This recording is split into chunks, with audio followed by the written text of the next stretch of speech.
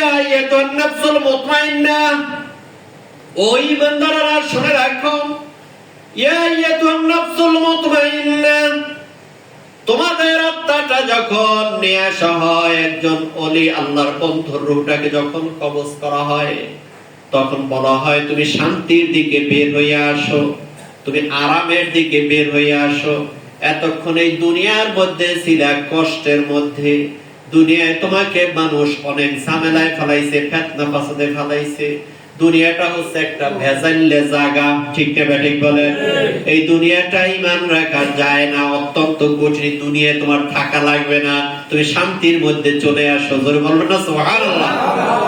ইয়া আইয়াতুন নাফসুল মুতমাইন্না, তুমি এই শান্তির মধ্যে চলে আসো। ইরজিই ইলা রাব্বিক, তোমার জন্য তোমার পূর্ব অপেক্ষা করতেছেন। ইলা রাব্বিক রাদিয়াতাম মারদিয়া, তোমার পূর্ব চায় তোমাকে শান্তির মধ্যে নিয়ে আসার জন্য, তোমাকে জান্নাতি বানানোর জন্য। রাদিয়াতাম মারদিয়া ফাদখুলি ফি ইবাদি, তুমি আসো জান্নাতে প্রবেশ করো। তুমি আসো কোথায় প্রবেশ করো? জান্নাতে প্রবেশ করো। ফাদখুলি ফি ইবাদি ওয়াদখুলি জান্নাতি, বের হইয়া আসা জান্নাতে চলে যাও। ধরে বলবেন না সুবহানাল্লাহ।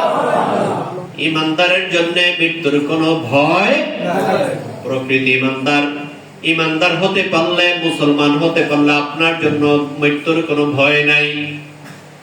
সাহাবায়ে কেরামের এই হাদিসটা যখন ব্যাখ্যা করা হয়, রাসূল পাক সাল্লাল্লাহু আলাইহি ওয়াসাল্লামের মৃত্যুর যন্ত্রণাকে দুনিয়ার উদাহরণ দিয়ে বোঝানো হয়েছে। একজন মানুষের শরীরের চামড়াটা যদি একবার খোলা হয়, উটের চামড়াটা যদি জেতা অবস্থায় খুলে বের করা হয়, উটকে জবাই করবে না, চামড়াটা জেতা অবস্থায় খুলে বের করবে, আবার অটোমেটিক চামড়া হয়ে যাবে, আবার খুলে বের করবে। এরকমের বারবার খুলে বের করলে যেই কষ্ট হয়, তার চেয়েও 1000 গুণ কষ্ট বেঈমানের জন্য হবে। বলি নাউযুবিল্লাহ। অত্যন্ত ভয়াবহ হবে মৃত্যুর যন্ত্রণা। এই মৃত্যুর যন্ত্রণা থেকে বেঈমানের শাস্তি শুরু হয়ে যাবে, কবরের আযাব শুরু হয়ে যাবে। রাসূল পাক সাল্লাল্লাহু আলাইহি ওয়াসাল্লামের ইন্তেকাল হয়ে গেল।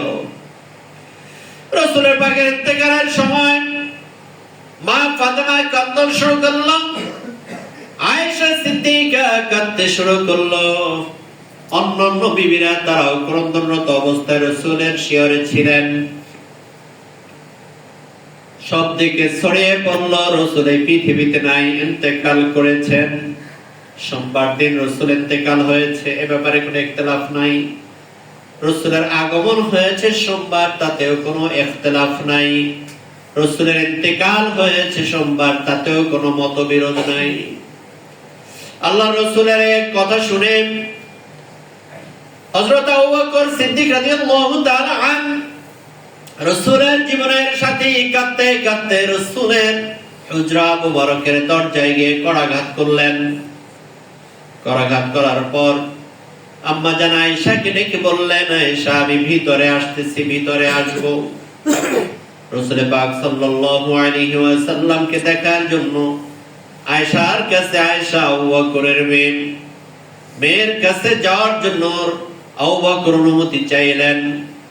অনুমতি চাওয়ার পর প্রবেশ করলেন।